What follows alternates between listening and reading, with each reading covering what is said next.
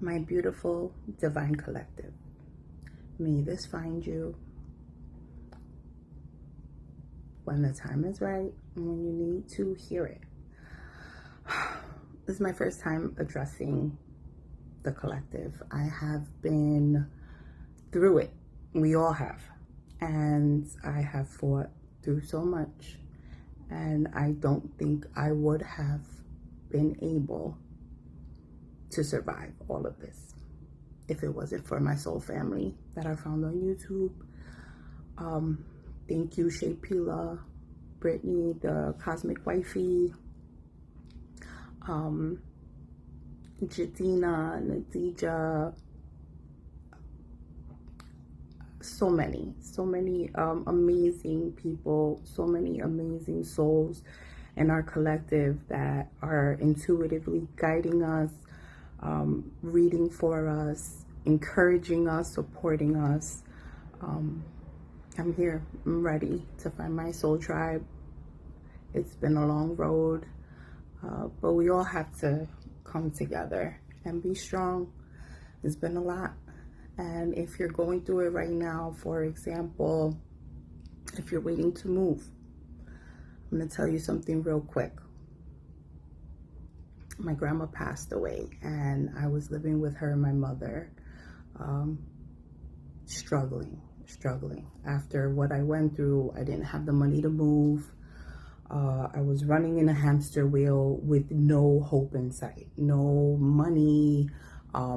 My pockets were being drained. It was a lot. And my grandma passed, and I had no other reason to be there because my mother is not the reason I was there.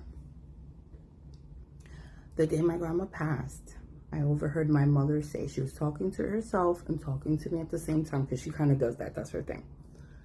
And she was like, "Oh, miserable? You haven't seen miserable." And I know that was her demons talking to me. I was like, "Lady, bye." Point of the fact is, I packed all my stuff that same night. I waited the next day to see if my friend would give me a ride to my storage. I'm like, I'm going to go to the shelter. Whatever I have to do, I don't even care. I'm just going to go. I didn't get in contact with my friend that day. So I stood the night. The next day, I made a bunch of phone calls, called my friend again. He hit me up like an hour before the storage closed. So I knew we didn't have time and I wasn't going to be able to take it to storage. But here comes my sister, who's another karmic in my life. And me and her argued a year ago. Literally a year ago on my birthday. My birthday just passed. So my grandma passed away. She never calls me, nothing. Bombards me, comes to my house, calls my mother to come to the house. My mother tells me, "Oh, your sister's coming." I'm like, "I don't want to see my sister." She's like, "I don't care what you want. It's not what you want." I was like, of course, when have you ever protected me, right? Like, whatever. So I'm getting ready. To do what I got to do because I know I can't stay there anymore. They go in the living room and they start talking about me. And I go to the bathroom, which is by the living room, and I could overhear them. And my mom is like, "Oh, it's such a shame. She hates her own family, all of these things." I'm like, I hate my family.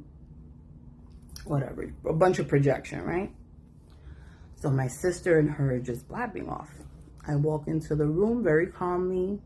I'm like, "Look, I'm here. I could defend myself. Like, y'all don't need to speculate all of these things about me." And my mom automatically gets up, starts yelling at me. "Oh, no, you hate me." I'm like, "I don't hate you." She's like, "Yes, you do." I'm like, I don't. I don't hate you. She's like, "Well, you hate grandma and you didn't do." I'm like, what? This woman. God bless her. I don't know what else to say. And she starts going off about me hating my grandmother, which is the farthest thing from the truth. But of course, that's the narrative that has to be built on me to make me look like whatever the hell they want to make me look like, right? So I just stood there calmly. Didn't overreact. She's like yelling in my face. She's taller than me. She's a big woman, very intimidating woman. And I just look at her and I'm like, I'm not scared of you or your demons. She was taken aback for like a second. She didn't even say anything. And in my head, I'm all like, they were like, she saw us? She knows we here? Like, it was ridiculous. So my sister runs out the door because now she knows that's not the girl I know. You know what I mean? Like, what's going on here? So my sister bails, runs out the house. Luckily, my friend, I called them back. I'm like, can you please pick me up? I need to get out of this house. Like, ASAP. I don't care. Whatever it is, I need to go. He's like, okay. He drops everything. I love him. He's such a sweetheart. Drops everything, comes to pick me up. I get my belongings. All my stuff was already packed, as I told you before. All my stuff was already packed. So we start packing all my stuff in his car. And I go to my other friend's house, who has always been very supportive of me. I've always been supportive of him, sweetheart. His roommate is my basis. Like, I love these guys, I go straight to their house because I take care of the older man who's a basis, and I have their keys. So I go straight to the house because now I don't even have time. I run into my friend in the hallway as I'm bringing all my stuff, and I'm like, remember you said I could bring my stuff? He's like, yeah. I was like, well, I brought my stuff, but it's like all of my stuff. He's like, come on, let's go. Helps me and my son and my friend bring everything upstairs. Now, the reason why I'm telling this story is because I had no idea where I was going to go. I had no idea. I just knew I had to get out of there. And I knew that I had to take that leap of faith, that no matter what was going to happen, me and my son were going to be okay. And we left. We made that step. So I go to my friend's house. I stay there for about almost 10 days. It was about 10 days. But the weekend, right, I'm like, okay, I got to get out of here. I got to go. I don't want to overstay my welcome. They were gracious enough to let me stay there. But like my friend, I'm staying in his room. Like he needs his privacy. He needs his stuff back. Like, I can't be here. I'm so grateful. There was so much love and support with these men. There's another roommate who's the owner of the apartment. Such a sweetheart. I love them, all three of them. And they're not rushing me. My friend's like, hey, you're going to be here for a while. Just very accommodating, very sweet. And I was so grateful for that. And then a weekend, I get a call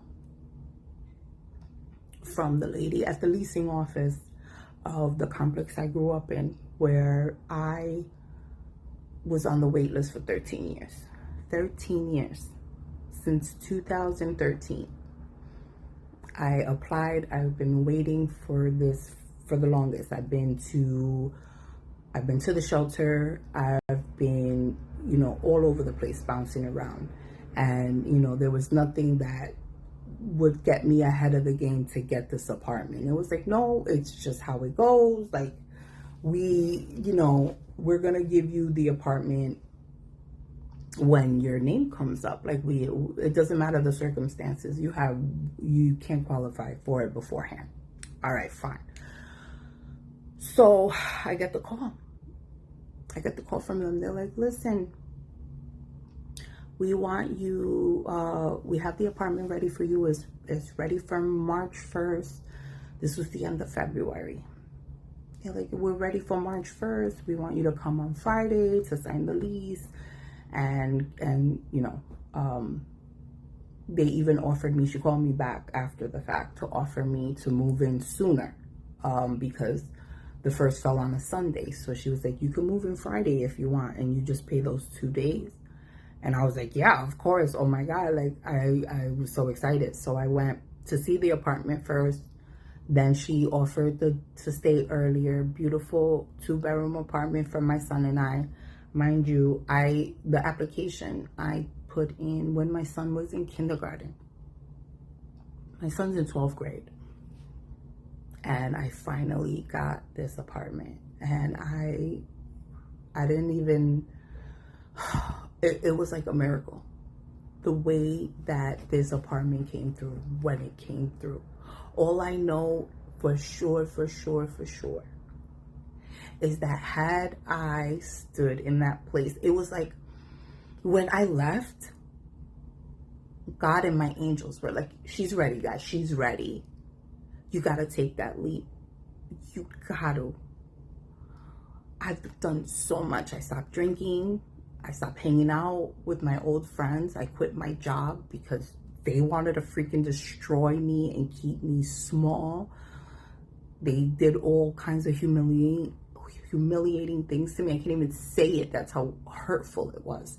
Like, I literally wanted to die. That's how bad they hurt me. And I know we've been through that in one way or another. Someone or another, we've been through it and we've survived it and we're here, and I'm so grateful. So I'm telling you this story because if you haven't moved yet, if you're looking for a place to go and you're like, I don't know what I'm gonna do, I don't know what's gonna happen, I don't know how I'm gonna get this apartment, how I'm gonna get this place, just know you will. And whatever leap you need to take it. When you step away from these people that hold such a tight grip on you, I think they hold more of a grip on us than we do on them, because honestly, who wants somebody that treats them like crap? You know? So I wanted to come out here and start this rapport with my soul family. I know this will find you guys. I know that someone needs to hear this message. Someone who's like, I don't know what I'm gonna do. And I've been there. I know what that feels like. And if you see any of us changing locations, getting other places, doing other things, miracles coming out the wazoo, just everything changing, know that it's because we didn't give up. We didn't know what was going to happen, but we did it freaking anyway. We said, no, I'm going to walk away from this life. I don't want this anymore. This is not me. This is not for me. This is not meant to be. My destiny has nothing to do with the people holding me back. And that's why we've been held back. That's why they've been trying to hold us back all this time. Because they don't want us to fulfill our lives, our soul's purpose.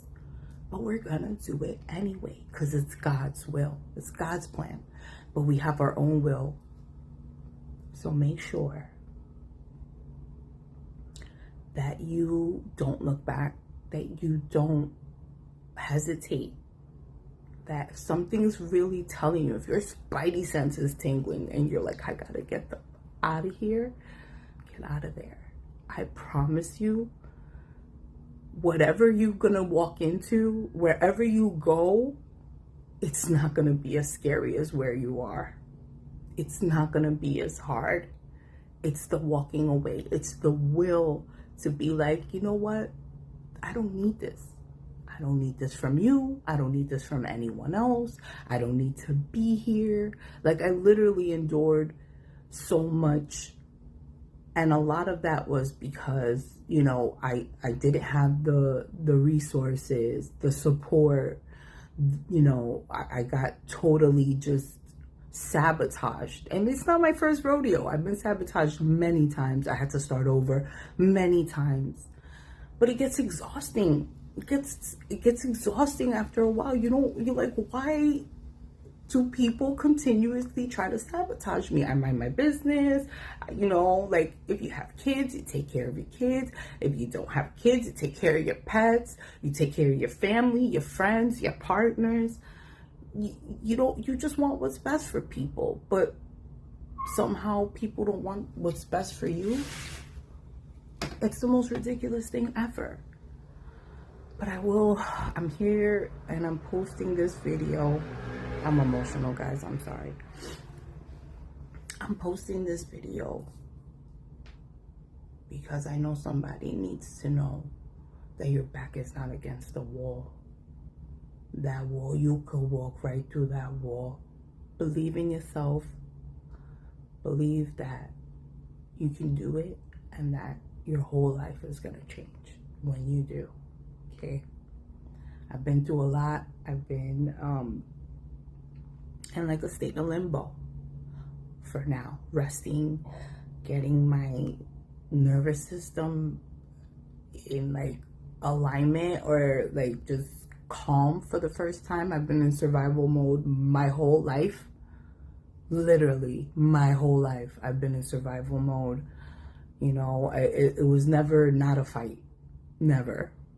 And I calmed down through the years, because even after I had my son, I was like, I'm not going to jail and losing my kid for anybody in the world. So I held back a lot.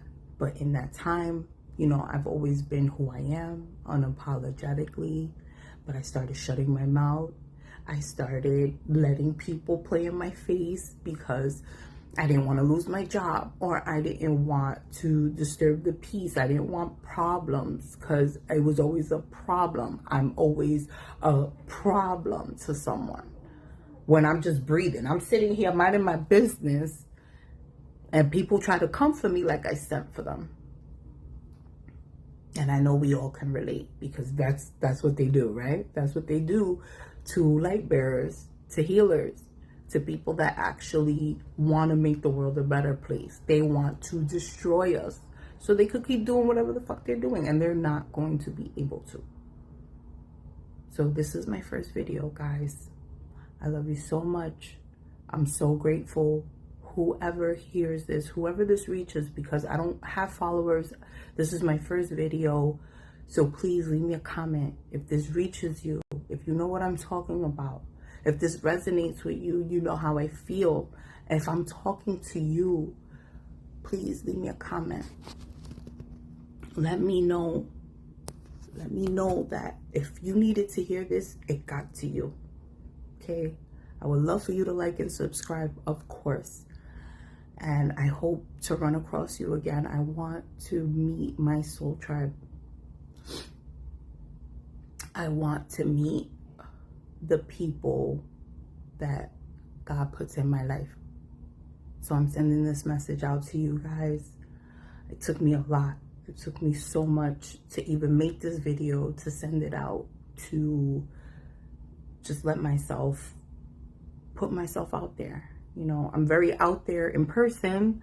I'll sing and dance. I'll be the fool all day, and I'll be a clown, and I'll be funny, and run around and be cheerful and try to make everyone happy and bring them joy and do all of these things. But when it comes to the camera, I was always like, am I talking to someone, to myself? What's happening? But I talk to my angel all the time, so that, people think I'm talking to myself. So now I don't even care anymore. I don't care what people think. I don't care what people say. I don't care how they feel. And I love you guys. All right. So please drop a comment. Let me know you got this. I pray this. Share it if you know anyone else in the collective that needs to hear it. And I look forward to talking to you guys again. 11:11 on my clock as I end this video.